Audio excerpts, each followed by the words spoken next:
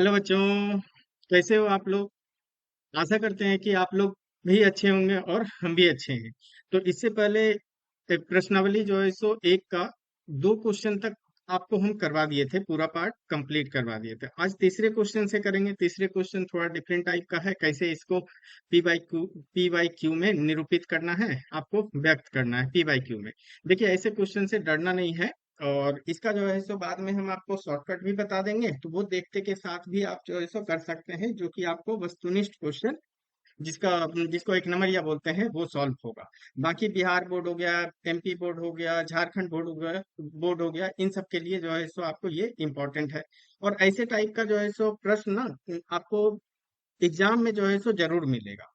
और गलती करते हैं बच्चे इस चीज को, तो आप ध्यान से देखिए। बिल्कुल बेसिक से लेकर के चलेंगे, जहां पे भी बेसिक पॉइंट होगा वो आपको बताएंगे, तो वो पार्ट आपको क्लियर हो जाएगा। ठीक है, चलिए क्वेश्चन नंबर थर्ड का पहला पार्ट से करते हैं। क्या बोल रहा है, पी बाई क्यू के रूप में व्यक्त कीजिए, जहां पी और क्यू पूर्णांक है। पूर्णांक तो आपको पता ही है कि क्या क्या करते हैं, सारा धनात्मक संख्या और सारा का सारा ऋणात्मक संख्या।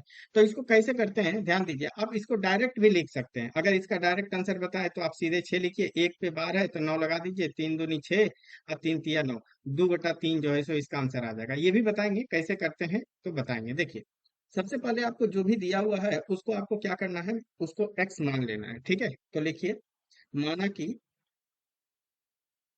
माना कि x इज इक्वल टू 0.6 पे बार है ना, 6 पे। अब आपको यहाँ देखना है कितना डिजिट पे, कितना अंक पे बार है। तो बार आपको कितना अंक पे दिखा, एक अंक पे बार है।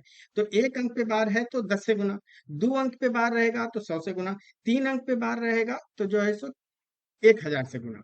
तो देखिए, आप कितना है, एक अंक पे। तो आप अगर दशमलव के जस्ट बाद अगर बार लगा हुआ है, तब आप उसको समीकरण एक मानना है। क्या मानना है, समीकरण एक। चलिए तो लिखिए, समीकरण एक को समीकरण एक को 10 से गुना करना है। क्यों, क्योंकि एक ही अंक पे जो है सो दशमलव के बाद बार है। 10 को 10 से गुना करने पर, चलिए, तो 10 से गुना कीजिएगा तो ये कितना आ जाएगा, 10x। अब देखिए इधर क्या हो जाएगा, 0.6 पे बार का मतलब क्या हुआ, 0.6 6 6 ऐसे बढ़ेगा। तो अगर आप इसको 10 से गुना करते हैं, 0.06 ये बढ़ेगा, तो ये वाला दशमलव ना अगर 10 से गुना कीजिएगा तो एक अंक आगे चल जाएगा। मतलब आप इसको लिख सकते हैं 6.666 ऐसे बढ़ेगा। मतलब 6 रिपीट हो गया, 6.6 पे बार आ जाएगा। तो इसको क्या लिख सकते हैं, 6.6 पे बार। अब इसको जो है सो समीकरण दो बोल दीजिए। समीकरण दो में से समीकरण एक को घटाना है। ठीक है, तो लिखेंगे समीकरण दो में से समीकरण, बिल्कुल ऐसे ही चलना है, समीकरण एक को घटाने पर, घटाने पर। अच्छा, इधर वाला जो पार्ट है, इस साइड आपको रफ करवा है। ठीक है, इधर रफ है। चलिए, तो समीकरण दो, तो यहां से यहां आप इसको घटाइए। 10x में से एक एक्स चल गया, 10 आम में से एक आम चल गया, तो 9 आम, आम की जगह पे x है। ठीक है, चलिए, 9x। अब 6.6 बार है, ध्यान से देखिए। तो 6.6 बार में से आपको 0.6 बार समीकरण एक में, तो ये कट जाएगा, 6 - 0 कितना आ जाएगा, 6। तो यहाँ 6 लिख लीजिए। तो x आपका क्या आ जाएगा, 9। 9 इधर क्या है, गुना में, तो उधर जाएगा दाएं साइड, तो भाग में चेंज हो जाएगा। अब ये कट रहा है, दो तिया 6, दो तिया दो से, तीन दूनी 6 और तीन तिया 9। तो x कितना आ गया, 2/3। और x आप माने क्या थे, x आप माने थे 0.6 पे बार, है ना, 0.6 पे बार। तो यहाँ से लिख सकते हैं, इसलिए 0.6 पे बार को क्या लिख सकते हैं, 2/3। ये आपका जो है सो उत्तर हो गया। ठीक है, तो आपको समझ में आया होगा कि किस तरीके से करते हैं। चलिए, दूसरा क्वेश्चन लेते हैं। 0.47 पे बार, देखिए ये थोड़ा डिफरेंट आपको है उससे, बस ऐसे ही दो तीन टाइप के इसमें जो है सो प्रश्न बनते हैं। तो आपको सबसे पहले तो इसको x मानना है। तो लिखिए, माना कि x इज इक्वल टू 0.47। अब सिर्फ 7 पे बार है। तो ये देखिए यहाँ पे क्या था, 0.0 दशमलव के जस्ट बाद जो है सो यहाँ पे बार था, लेकिन वहां पे नहीं है। तो आपको दशमलव के बाद लाना है, क्या, बार लाना है। तो जितना पे बार नहीं है सबसे पहले उसको उतना 10 से गुना कर दीजिए। तो 1 दशमलव के बाद 4, 7, 7 पे बार है, 4 पे नहीं है, तो एक अंक छूट गया बार पे। तो उसको पहले आगे लाइए, 10 से गुना करना है। अगर एक पे बार नहीं रहेगा, दो पे बार नहीं रहेगा, तो 100 से गुना करेंगे। तो इसको समीकरण एक नहीं मानना है, समीकरण इसके बाद। तो पहले लिखिए 10 से दोनों तरफ गुना करने पर, गुना करने पर, चलिए 10 से गुना कीजिएगा तो 10x हो जाएगा। और इधर करेंगे तो 4 आगे आ जाएगा, 4.7 पे बार। अब इसको करना है समीकरण एक मानना है। अब तो आपका पुराना क्वेश्चन हो गया, आप समझिए यही क्वेश्चन है अब आपका। अब यहाँ से आपको क्या करना है, अब कितना पे आपको बार देखना है। तो बार अगर आप देखिएगा तो एक एक डिजिट पे बार है, एक अंक पे बार है, 7 पे, तो फिर से 10 से गुना करना होगा।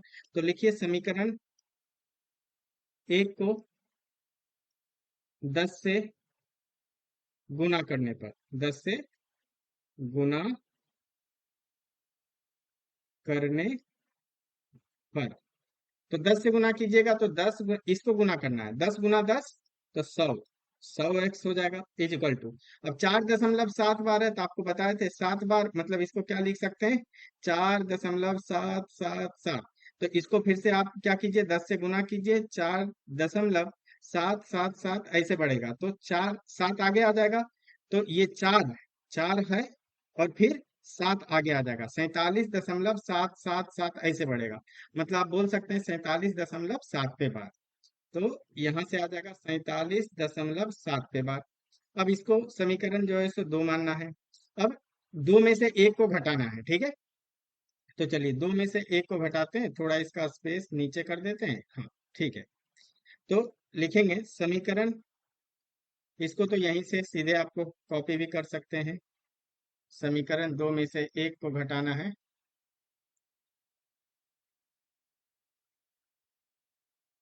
हम्म तो समीकरण दो में से एक को घटाना है, ठीक है। तो 100 में से समीकरण कौन सा एक है, यहां से यहाँ 100 में से 10x चला जाएगा, 100x में से 100 आम में से 10 आम चला जाएगा, तो कितना आम बचेगा, 90 आम, 90x। और इधर आपको अगर करना है 47.7 बार है, और यहाँ कितना है, 4.7 बार। तो 4.7 बार, इसको घटाइए, ये कट गया, 7 में से 4 गया 3, और यहाँ 4, तो यहाँ बच जाएगा 43, ठीक है। 43 हो गया, तो यहाँ से x का वैल्यू कितना आ जाएगा, 43/90, है ना, 43 भाग कितना आ जाएगा, 90। तो अब x माने क्या थे, तो x था क्या आपके पास क्वेश्चन में, क्वेश्चन में आपके पास x है 0.47 पे बार, है ना, 0.47 पे बार। तो उसको क्या लिख सकते हैं, 0.47 पे बार को p/q में निरूपित किए, वो कितना आ गया, 43/90। तो आपको ये भी समझ में आया होगा, क्लियर है। चलिए अब अगला पार्ट ऐसे ही करना है, एक इस टाइप का बनेगा, या तो डायरेक्ट आपको दशमलव के बाद बार नहीं मिलेगा तो इस तरीके से करेंगे, और या तो पहले लाना है ना? ऐसे क्वेश्चन में क्या करते हैं, दशमलव के बाद जो है सो हम जस्ट बार को शिफ्ट करते हैं, ठीक है। चलिए अब अगला क्वेश्चन तो आपको आसान है, क्योंकि दशमलव के तुरंत बाद आपको जो है सो बार मिल गया। तो देखिए बिल्कुल एज इट इज चलेंगे, देखिए क्या आप लिख सकते हैं, माना कि माना कि x इज इक्वल टू 0.001 पे बार है, ठीक है। और जस्ट दशमलव के बाद आपको बार दिख रहा है, मतलब इसी को समीकरण एक मानना है। अब यहाँ से काउंट कीजिए, कितना डिजिट पे बार है, 3 पे, तो आप इसमें 1000 से गुना करना होगा। तो समीकरण एक को 1000 से गुना करने पर, गुना करने पर 1000 से इधर गुना कीजिएगा तो कितना आ जाएगा, 1000x। अब इधर तो आपको रट गया होगा क्या, 0.01 बार, देखिए 0.01 पे बार है, इसको कैसे लिख सकते हैं, 0.001 001 ऐसे बढ़ेगा। अब आपको इसको 1000 से गुना करना है। 0.001 001 ऐसे बढ़ेगा। तो यहाँ देखिए 3 जीरो है, 3 जीरो मतलब 3 बार आगे शिफ्ट हो जाएगा। तो कितना आ जाएगा? 1.001 पे बार हो जाएगा। ठीक है बच्चों, चलिए। बाकी आपको समझ में आ रहा है, आपको अच्छा लग रहा है वीडियो, तो आप वीडियो को लाइक भी कर सकते हैं और चैनल को सब्सक्राइब भी कर सकते हैं। चलिए आगे करते हैं। तो ये आ गया। अब आपको क्या करना है, समीकरण एक और दो, दो में से एक को घटाइए। तो आप ऐसे भी लिख सकते हैं, समीकरण दो घटाओ समीकरण एक। समीकरण एक। तो 1000 में से एक आम चला गया, 1000 आम में से एक आम चला जाएगा तो कितना बचेगा? 999 आम, आम की जगह पे एक्स। और इसको लिख सकते हैं, जैसे इधर क्या है, 1.001 पे बार, और ऊपर वाला में क्या है, 0.001 पे बार। तो ये पूरा बार वाला खत्म हो जाएगा, एक बचेगा, तो यहाँ से एक आ जाएगा। ये आपको क्लियर हुआ होगा। तो यहाँ से एक्स, एक्स का मान, इसको थोड़ा नीचे कर लेते हैं। हम्म। तो यहाँ से आपको एक्स का मान क्या आ जाएगा? 1/999। और एक एक्स था क्या? 0.001 बार। तो आप लिख सकते हैं एक्स 0.001 पे बार इज इक्वल टू, आप इसको निरूपित कर दिए, एक, 1/999 है ना, 1/999। आप इस पार्ट को कर दिए। तो तीसरा भी पार्ट आपको समझ में आया होगा, है ना, तीसरा पार्ट इसका क्लियर कर दिए। अब देखिए चौथा है। चौथा क्या बोल रहा है क्वेश्चन? चौथे क्वेश्चन में बोल रहा है कि 0.009 है। ठीक है, तो आप एक्स इसको मानिए, इसको पी वाई क्यू में निरूपित करना है, कोई दिक्कत नहीं है, ये भी हो जाएगा। तो आप लीजिए, माना एकदम सेम है, देखिए, माना कि एक्स इज इक्वल टू क्या है, 0.99999, इस तरीके से बढ़ रहा है। ठीक है, तो आप इसको क्या लिख सकते हैं, एक्स मतलब ये तो रिपीट कर रहा है, रिपीट करने मतलब बार, क्या रिपीट कर रहा है, 9 रिपीट हो रहा है, तो 9 पे बार। अब ये आ गया, तो इसको समीकरण एक बोल दीजिए। अब ये पुराना क्वेश्चन हो गया। तो अब फिर से क्या लिखिएगा, समीकरण एक को, समीकरण एक को किससे गुना करना है, 10 से गुना करने पे। 10 से एक डिजिट पे, एक अंक पे बार है दशमलव के, तो 10 से गुना कीजिएगा। 10 से गुना करने पर, तो इधर क्या आ जाएगा, 10x, और 9, 0.99 मतलब एक डिजिट आगे आ जाएगा, है ना, दशमलव। तो आप लिख सकते हैं 9.9 पे बार। ठीक है, ये आपका आ गया सेकेंड, मतलब दूसरा समीकरण। अब दूसरा समीकरण आ गया, तो इसको थोड़ा नीचे करते हैं। हाँ, तो देखिए, अब समीकरण दो में से समीकरण एक को घटाना है। तो लिखेंगे समीकरण दो घटाओ समीकरण एक। तो 10 आम में से एक आम गया, तो कितना बचेगा, 9 आम इज इक्वल टू, अब इधर देख लीजिए, हम तो डायरेक्ट लिख सकते हैं कि 9 आएगा, लेकिन आप समझिए, 9.9 बार में 0.9 बार घटाना है, ये कट गया, क्या बचेगा, 9 बच जाएगा।